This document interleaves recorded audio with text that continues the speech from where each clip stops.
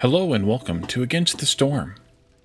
In this episode, we're going to take a look at the interactions that are in the game so far with Aunt Lori, our mother's sister, and the Queen's Hand.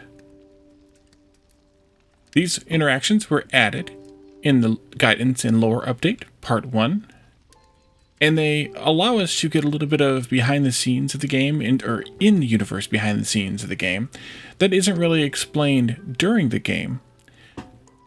And also, we'll answer any questions we have on some different mechanics. So let's take a look. It's lovely to see you, darling. So here we can ask for some advice. We can ask her for a story, or we can ask her to explain something that we don't understand. Let's see what the advice looks like. I'm struggling a bit. Could you give me some advice? I see that the guild has finally allowed you to use their trade route network. That must have cost you a fortune. A wide smile appears on Lori's face. But soon you'll be swimming in amber. With trade routes, you'll be able to export goods to neighboring towns. It's all about finding the best deals and avoiding bad investments. Make sure you always have enough provisions to send out a caravan, and check your neighbors' offers every season. So that's that. Hey, Auntie. Can you tell me a story? A story, you say? Let me ask you something instead. Lori looks past you. Do you ever feel like she's too harsh on us? As if she's punishing us for sins we never committed? Would we be better off without her iron grip around our throats? I don't think I would survive without her. I suspect there is much we do not know about her motivations. She was not always here. For a long, long time after the ancients left, we lived peacefully, in balance with nature and each other.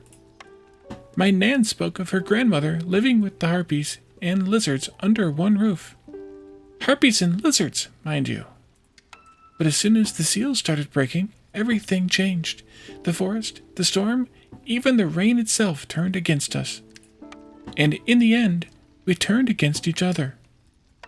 Some say that you can find hope and solidarity in desperation. I say there is only ruthlessness and bitterness. Lori shakes her head suddenly. But look at me rambling again, about days long past, like a fisherman's wife. Pay me no mind. Anything else you want to talk about? And finally, let's ask her, there's something I don't understand. Struggle, you say? What's the problem, kiddo?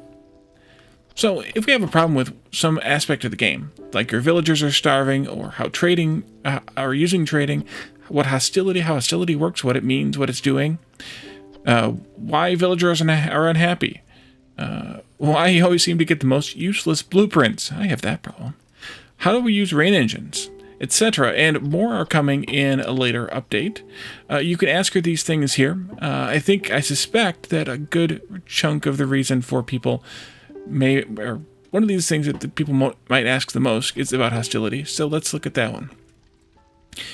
Tell me more about hostility.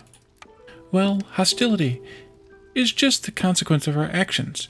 It's hard to explain, but the more we exploit the forest, the angrier it gets. Every new person in your settlement, every discovered glade, every year that passes, it all affects hostility. It's a force we have to constantly fight against, as it has a huge impact on both the weather and people's well-being.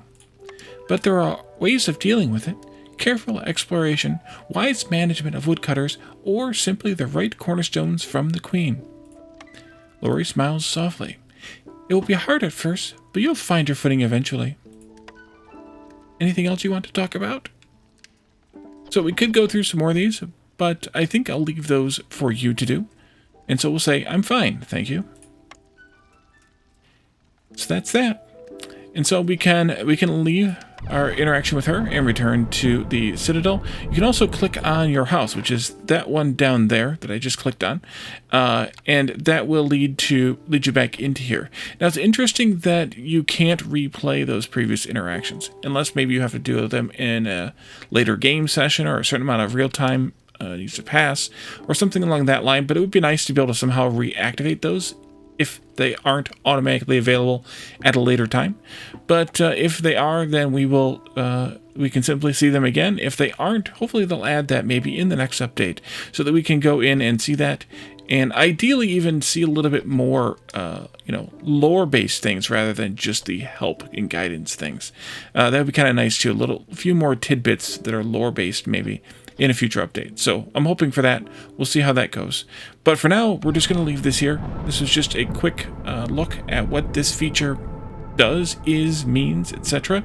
And we'll come back in when the next update comes out, as usual, for the update reading, or patch notes reading and commentary, as well as another mini-series based in that update. So thank you all for joining me, and I will see you next time. Bye for now.